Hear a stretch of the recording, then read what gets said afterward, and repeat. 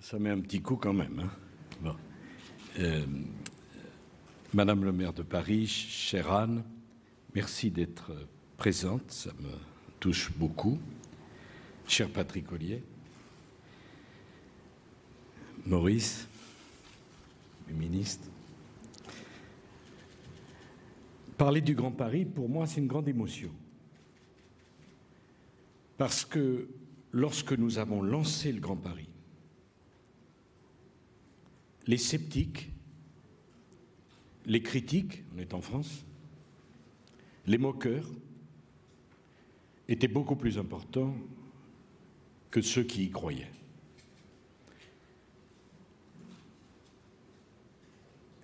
On mettait ce Grand Paris sous le compte d'un président de la République hyperactif,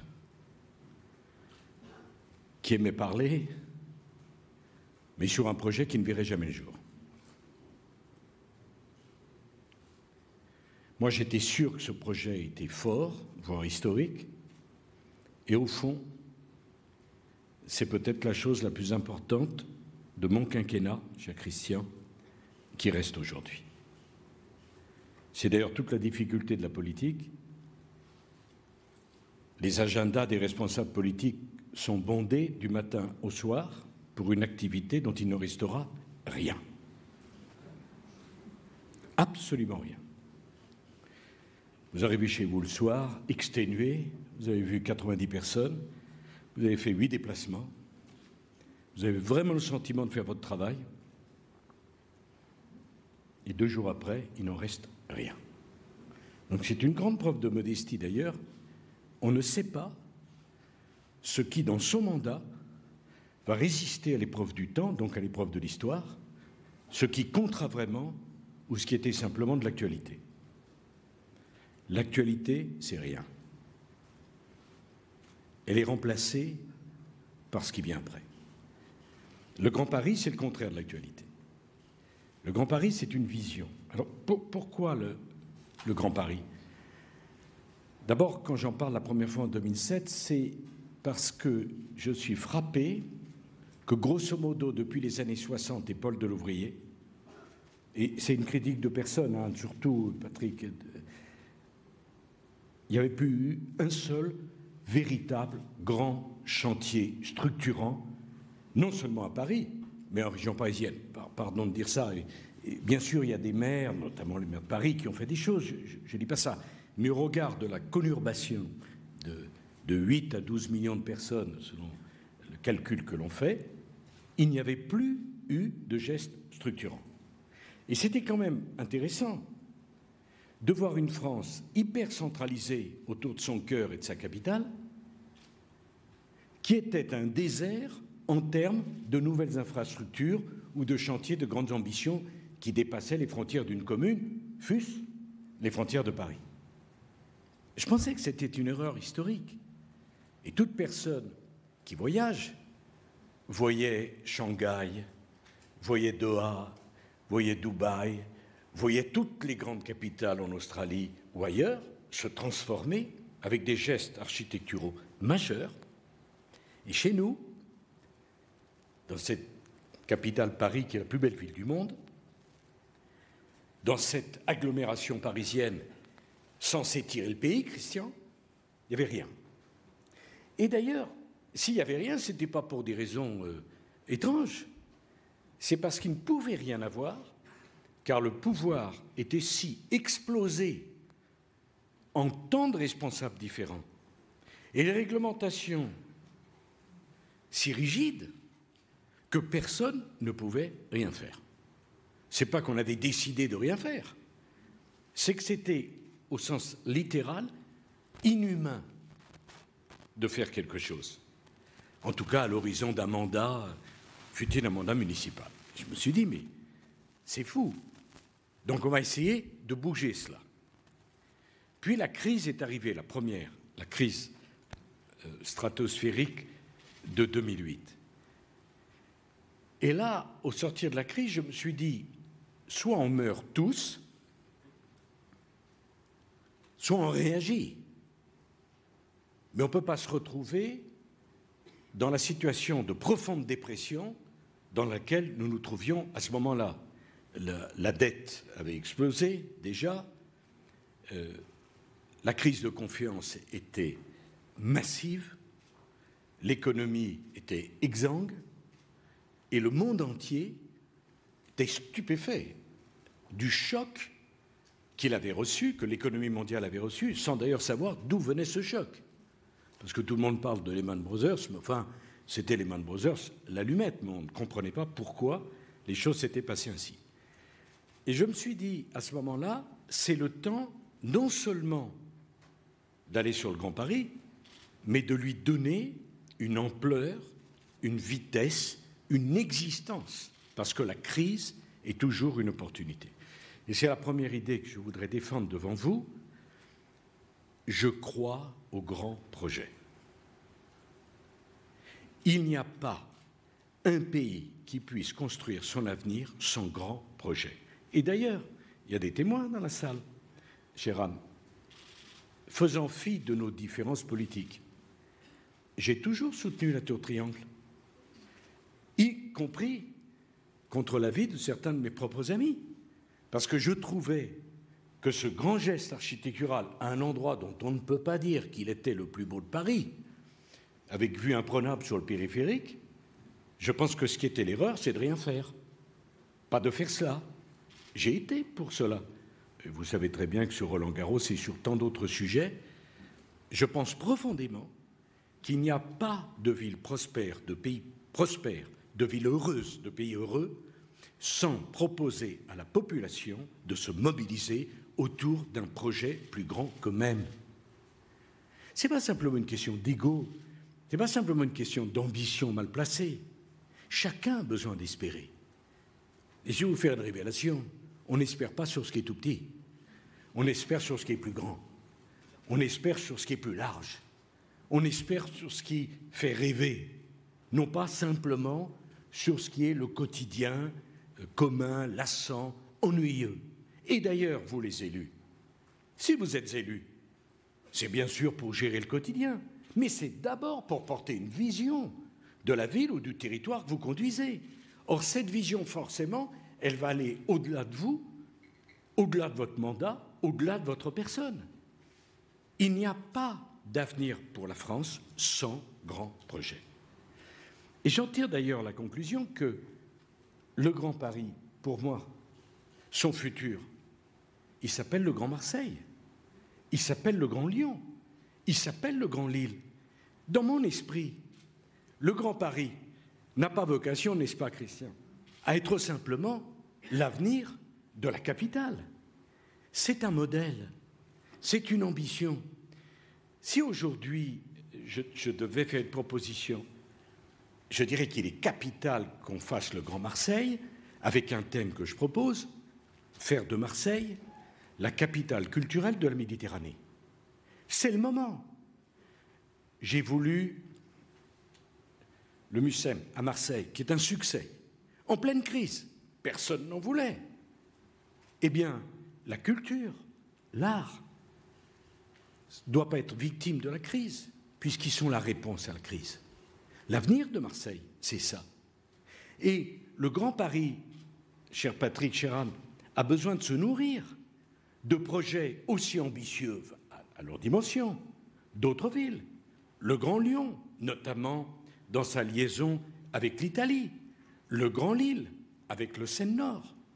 Et donc, je voulais que derrière le Grand Paris fleurissent d'autres grandes ambitions pour des villes qui ne sont pas la capitale de la France, mais qui ont un rôle moteur pour l'économie française. C'est absolument essentiel. Et aujourd'hui, je voudrais qu'on propose à Marseille de construire 3 nouveaux musées, des salles de spectacle, des lieux de rencontre et d'échange qui irrigueront toute la Méditerranée. Je voudrais d'ailleurs dire une autre chose. Le Grand Paris n'est pas une dépense, c'est une recette. Si on voit le Grand Paris comme une dépense, on ne fera jamais rien. Si on attend d'avoir l'argent pour faire un investissement, vous pouvez attendre longtemps car il n'y a jamais d'argent.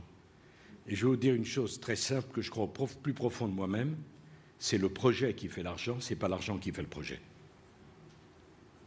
Enfin, je vous demande de réfléchir à ça, c'est plus intelligent qu'il n'y paraît à premier abord, je reconnais, oui, oui. Malgré le masque, je vois votre œil pétillant. Et c'est pareil pour les entreprises comme pour les collectivités. Jamais il y a l'argent. Jamais on arrive avec une réserve en disant « Dites donc, il y a ça à dépenser, qu'est-ce qu'on fait les amis ?» L'économie du Grand Paris, du Grand Marseille, du Grand Lyon, ce que vous voulez, c'est de créer les conditions de la croissance de demain. Je voudrais d'ailleurs à ce moment de mon propos dire une chose.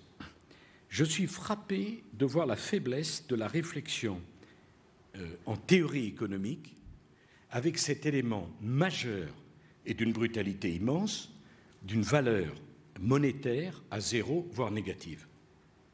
On ne peut pas réfléchir à la question de la dette avec une monnaie qui a une valeur négative ou une valeur zéro, comme on y réfléchissait à l'époque où ma pauvre mère s'endettait à 17% pour acheter son propre appartement. Pour la première fois, on assiste à quelque chose d'assez insensé. Certains déposent de l'argent et payent pour que des banques gagnent cet argent, gardent cet argent. Donc, s'il y a bien un moment où la question de l'endettement ne devrait pas se poser, c'est maintenant. Excusez-moi, je le dis au président de la tribune, on ne va pas poser la question de s'endetter quand l'argent est cher. La question de l'endettement, c'est quand sa valeur est à zéro. Ah, on me dit oui, mais alors en disant ça, tu es irresponsable parce qu'il va falloir rembourser cette dette, certes. Mais mes chers amis, pour la rembourser, il faut avec cet argent faire des investissements qui créeront les conditions de la croissance qui permettront demain de rembourser la dette.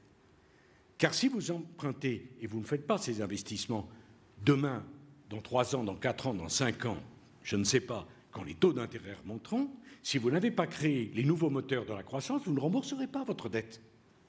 Est-ce que je me fais comprendre? Donc la question n'est plus le montant de la dette, la question est l'usage de la dette. Enfin, je reconnais, c'est très élaboré et ce n'est pas du tout à la mode, mais j'y crois profondément, peu importe. Que vous soyez à 100% ou à 180%, je crois que le Japon est à près de 200% de dette par rapport à son PIB, je ne crois pas que ça empêche le Japon d'être la deuxième économie du monde. Donc, tout l'argent levé par la Société du Grand Paris pour investir, c'est cet argent qui permettra de rembourser la dette demain parce que vous créez les conditions d'une croissance. Et au fond, c'est beaucoup plus dangereux et beaucoup plus cher de ne rien faire, d'attendre que le ciel vous tombe sur la tête, que de mettre en œuvre un projet de cette nature. La troisième chose, c'est que, enfin je suis désolé, c'est peut-être décousu ce que je dis, mais sur un sujet pareil, je ne veux pas faire un discours, je vais essayer de faire partager une conviction. Je ne suis pas là pour vous séduire, je suis là pour vous convaincre. Il faut choisir, séduction ou conviction. J'ai choisi conviction. À partir de ce moment-là, ce qui trahit l'esprit du Grand Paris, c'est de limiter son ambition. Parce que si vous faites un moyen Grand Paris ou un petit Grand Paris, vous aurez tous les inconvénients des dépenses et aucun des avantages de l'ambition.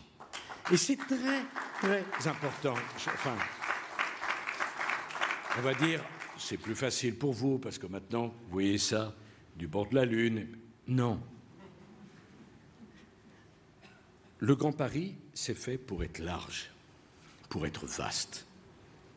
Si vous le réduisez, vous vous trompez et vous trahissez la philosophie du Grand Paris, et le Grand Paris ne répondra pas aux attentes de la population et des élus. Donc à chaque fois qu'on me dit « Non, non, c'est trop grand », me dit « Il n'a rien compris ». Alors, il y a 2 manières de réduire l'ambition du Grand Paris. La première, elle est évidente, on coupe des projets.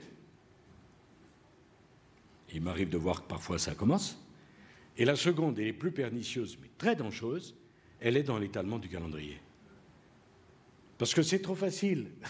Vous étalez le calendrier, À l'arrivée, vous mettez 25 ans à faire ce qui pourrait en mettre 5, et si vous avez envie d'être convaincu, prenez un billet d'avion pour aller rejoindre Maurice Leroy, allez à Moscou, et vous verrez comment on transforme une ville par le Grand Moscou avec une rapidité stupéfiante. Je ne suis pas en train d'expliquer que M. Poutine est ceci, M. cela. Je dis simplement, regardez les faits. Le reste, chacun peut avoir son opinion.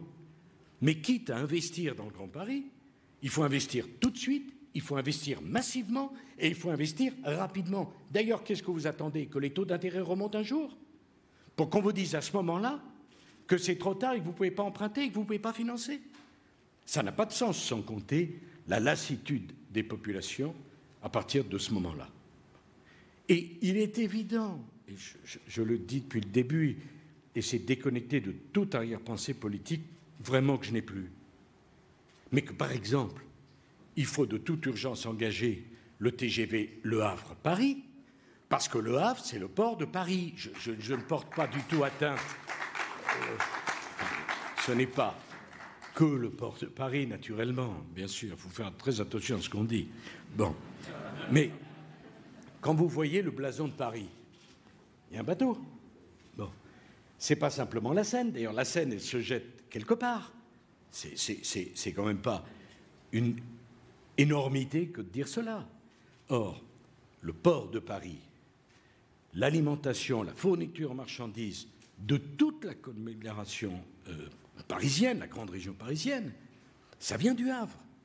Donc, faire le TGV Le Havre-Paris, c'est un investissement majeur. Mais je pense la même chose quand j'ai voulu le TGV Paris-Bordeaux, qui met Bordeaux à 2h15 de Paris et qui a fait augmenter, exploser le prix de l'immobilier. Mais pour moi, ce n'était pas la fin. Je me souviens des batailles homériques avec Madame Royal ou M. Juppé, parce qu'il manquait 20 millions. Et j'ai dit, ça m'est totalement égal. Parce que, excusez-moi, maintenant que le TGV est fait, qui va me dire que j'ai pris un risque parce qu'il manquait 20 millions? Il y a quelqu'un qui va se plaindre du TGV? Mais moi, je vous dis une chose, le TGV, il doit aller jusqu'à Toulouse. C'est insensé que le Toulouse n'ait pas le TGV. Le TGV, il doit aller jusqu'à la frontière avec l'Espagne et jusqu'à Biarritz. D'ailleurs, si on a vraiment une conscience écologique et qu'on veut diminuer le trafic aérien, qu'est-ce qu'on a? On n'a qu'à dire tout simplement qu'il y a le TGV et à ce moment-là, vous n'aurez pas besoin de la navette Toulouse-Paris, puisqu'il y a le TGV, comme vous n'avez plus besoin de la navette Bordeaux-Paris, enfin, puisqu'il y a le TGV. De la même façon, pour Rennes, moi j'avais arrêté le TGV à Rennes, maintenant il faut certainement le poursuivre jusqu'à Brest. Alors vous allez me dire, mais il sort du sujet. Non, c'est le même sujet.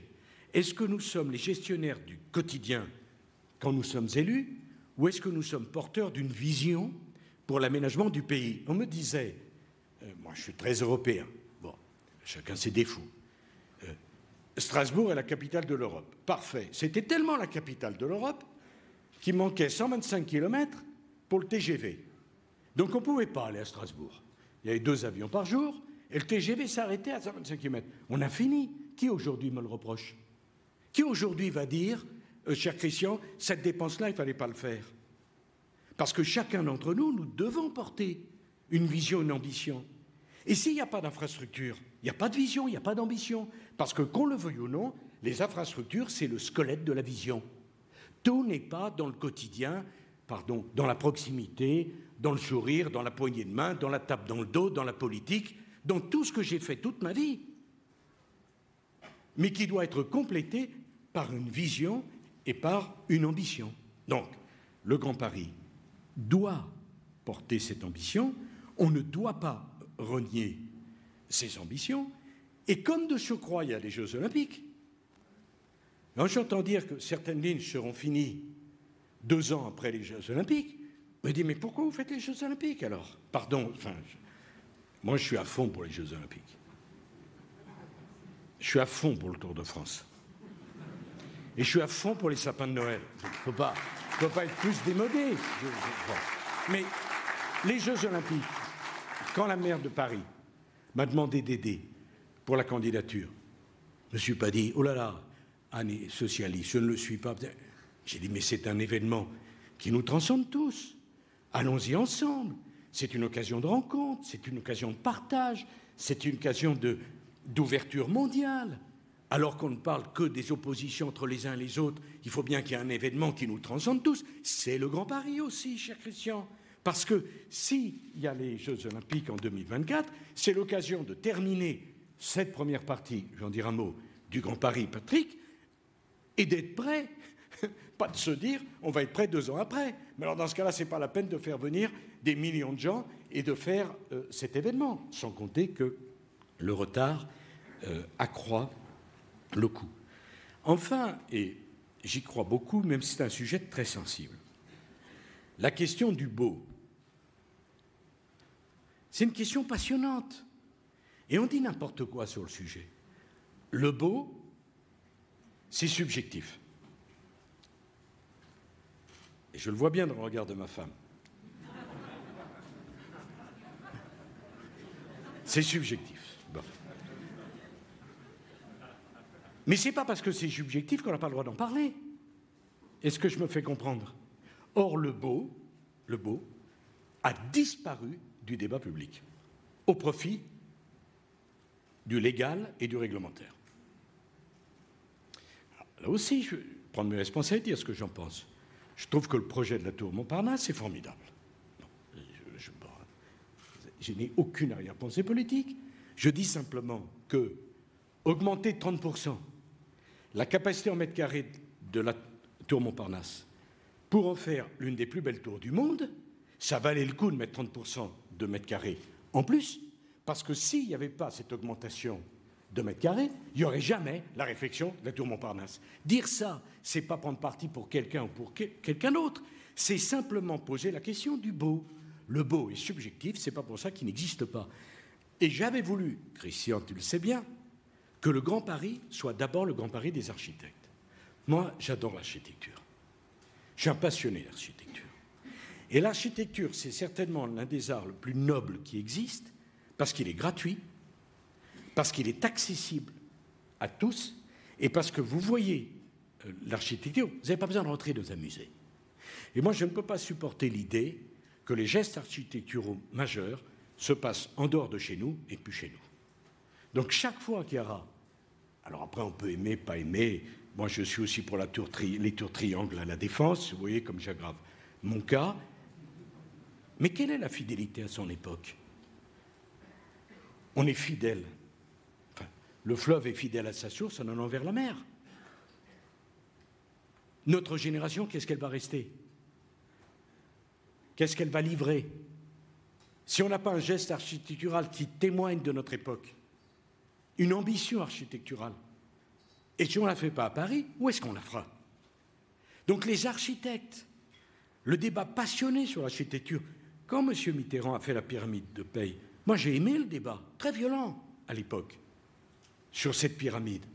Mais le débat, c'est la démocratie. Ça ne me gêne pas, moi. Il y avait des pour, il y avait des contre. La flèche de Notre-Dame, il y a des pour, il y a des contre. Mais ce n'est pas gênant. Au contraire, ça vivifie notre démocratie. Qu'est-ce qui est beau, qu'est-ce qui ne l'est pas? Ce que j'aime pas, moi, c'est les faux débats. Par exemple, on vous pose une question, il y avait un jour dans un journal, pour ou contre les tours? Ça alors? Moi, je suis pour les belles tours, et je suis contre les tours qui sont laides. Le débat sur la densité, je vous en supplie de comprendre ça, n'a aucun sens. Qu'est-ce que vous préférez? La densité de Manhattan? La densité de l'île Saint-Louis, où les rues font 4 mètres ou 5 mètres de large, ou le mitage qui existe, parfois dans les départements d'outre-mer, hein, si vous voyez ce que je veux dire, où la ville, à défaut d'avoir été structurée, s'étale partout, bouffe tous les espaces qui devraient être laissés à l'agriculture, parce que ce que vous ne donnez pas en densité, vous le donnerez en surface. Donc, c'est absurde de dire qu'il faut dédensifier, peut-être dans certains cas, mais partir d'un postulat que la densification est un péché, est une faute, c'est absurde. Encore une fois, quand on se balade dans les rues de Manhattan, est-ce qu'il y a quelqu'un qui dit « c'est moche, c'est trop dense » Mais est-ce qu'il y a quelqu'un qui dit ça? Personne. Donc, je voudrais proposer cette idée. Je pense que la nouvelle étape, Patrick, et tous ceux qui avaient une responsabilité, c'est le Grand Paris du logement. Je voudrais lancer cette idée. Alors, José, bon. Pourquoi? Parce qu'on construit mal, parce qu'on construit trop peu et parce qu'on construit trop cher. Et je pense que la deuxième étape du Grand Paris, je vois bien pourquoi la première étape, ça a d'abord été l'étape des transports. Je l'ai voulu, donc je ne suis pas contre. Mais, n'est-ce pas, Christian, dans notre esprit, le Grand Paris n'a jamais été uniquement un Grand Paris des transports. Jamais nous n'avons pensé ça. Jamais, Maurice, nous ne l'avons dit. Sans transport, Anne, c'est vrai, Patrick, qu'on n'a pas de Grand Paris. Mais réduire le Grand Paris à 65 km ou à 54 km de transport, ça serait une erreur. Il faut maintenant se mettre sur le Grand Paris du logement. Vous allez avoir quelque chose comme 65 nouveaux quartiers avec toutes les gares, etc. Il faut les repenser, les restructurer. Et pour cela, s'imaginer que la densification en échange de la réhabilitation, de la restructuration et de la rénovation, c'est le pari gagnant. Voilà ce que je pense. C'est-à-dire que vous prenez des immeubles qui sont laids, qui sont en état délabrement, vous dites aux propriétaires, vous avez le droit, on vous donnera le droit de construire davantage, qui fera des logements pour les gens, mais en échange, on veut une ambition architecturale. Qui peut être contre cela? Mais c'est ça le Grand Paris. Et à ce moment-là, vous aurez réussi la ville nouvelle. Parce que, on me dit, qu'est-ce que c'est qu'une ville heureuse? J'en sais rien. Il y a des tas de villes que j'aime, elles sont différentes. Et il ne s'agit pas de faire le bond de Singapour sur la Seine ou le bond de Shanghai sur la Marne. Ça n'a aucun sens. Mais ce Grand Paris du logement, c'est, me semble-t-il, une façon pour la population de s'approprier le Grand Paris. Enfin, parce que je ne veux pas être trop long et je ne veux pas lasser votre patience, qui gère le Grand Paris et comment on fait? Alors, dans mon esprit, les choses sont très claires. Le Grand Paris n'a une chance de réussir que si le président de la République lui-même s'y met. Je ne dis pas ça parce que c'est M. Macron ou parce que c'était moi hier ou demain qui vous voulez. Si le président de la République ne fait pas, peut-être un futur président de la République dans la salle, ça va. On ne sait jamais. Hein. D'ailleurs, ce serait curieux, compte tenu de toutes les ambitions, qu'il n'y en ait pas ici. Bon. Je me serais trompé en venant ici ce matin. Bon. Je suis déçu. Ça veut donc dire qu'on me fait parler devant des gens qui manquent d'ambition. Ben, dites donc, vous êtes rares. Bon. Si le président de la République ne s'y met pas lui-même, n'en fait pas lui-même son projet, c'est très difficile de réussir. Parce que dans le système institutionnel français, et ce n'est pas du tout qu'il faut passer au-dessus des élus, Patrick. J'ai été élu toute ma vie, donc je ne peux pas dire du mal des élus, je respecte les élus, et pour moi, quelqu'un qui s'engage, c'est toujours mieux que quelqu'un qui reste sur l'Aventin. Bon. Mais la période de conception, de réalisation du Grand Paris, ou du Grand Lyon, ou du Grand Marseille, c'est l'État. Et l'État, dans l'expression suprême, le président de la République. Alors moi, j'avais choisi des ministres, des très bons choix d'ailleurs, mais derrière, c'est pas faire insulte à Christian ou à Maurice de dire que j'étais là à chaque seconde en trouvant que ça allait pas assez vite, qu'il fallait plus vite et qu'il fallait plus d'ambition. Sinon, ça ne peut pas marcher. Alors ensuite, et j'ai toujours refusé, et je l'ai d'ailleurs dit à M. Macron, le mécano institutionnel. Pourquoi? Parce que c'était la meilleure façon d'enliser les choses. Car naturellement qu'on ne peut pas passer au-dessus du maire de Paris. Que naturellement qu'il y a une région Île-de-France qui voulait dire son mot. Que naturellement il y a toutes les communes de la petite, de la grande couronne et les autres, puisque dans mon esprit, le Grand Paris va au-delà des limites de la région de France. Mais si vous commencez à trancher dans ce millefeuille, avant d'avoir réalisé, vous arrêtez le système. Parce que chacun a une possibilité de bloquer, même si personne n'a la possibilité de faire avancer. Donc une fois que les infrastructures du Grand Paris seront réalisées, la question qui va se poser, elle est très simple. Qui paye? Eh bien, je vais vous dire, celui qui payera décidera. C'est aussi simple que ça. Et d'ailleurs, faut-il, c'est un peu avec je lance, qu'il n'y ait qu'une seule personne qui décide pour tout? Ou qu'une seule collectivité qui paye? Pas du tout. Tant qu'on construit, on continue le système qui a été trouvé et qui n'est pas si mal. Une fois que les infrastructures sont livrées, on décide au cas par cas quelle est la collectivité, quelle est la personnalité qui est la plus légitime ou qui est la plus à même de payer et de diriger. Et ainsi, vous aurez résolu le problème. Pourquoi trancher cette question de qui va gérer une infrastructure qui ne sera prête que dans 10 ans? C'est curieux. Ça amène quoi? Ça donne quoi? Du temps perdu, des polémiques et la désespérance d'une population qui n'en peut plus parce que ça n'avance pas. Voilà profondément ce que je pense. Je suis désolé d'avoir été trop long et certainement d'avoir lassé votre attention. Mais je termine avec ça. Le Grand Paris, c'est une façon d'aimer la France. Si on aime notre pays, on a de l'ambition pour lui. Avoir de l'ambition pour le Grand Paris, c'est avoir de l'ambition pour la France. Et je vois bien, tout n'est que dans la proximité, la protection de l'environnement, j'allais pas dire être normal, parce que ça, on a vu ce que ça donnait. Mais enfin, ça oui, on a vu. Bon. Mais en assurant la promotion de grands projets, on n'éloigne pas les gens de vous, les politiques. Moi, il n'y a pas plus éloigné de moi que les comités tirés au sort. Vous savez, prenez l'avion, ceux qui restent, et par souci démocratique et pour être dans le coup, on va tirer au sort celui des passagers qui va piloter. Va à l'hôpital,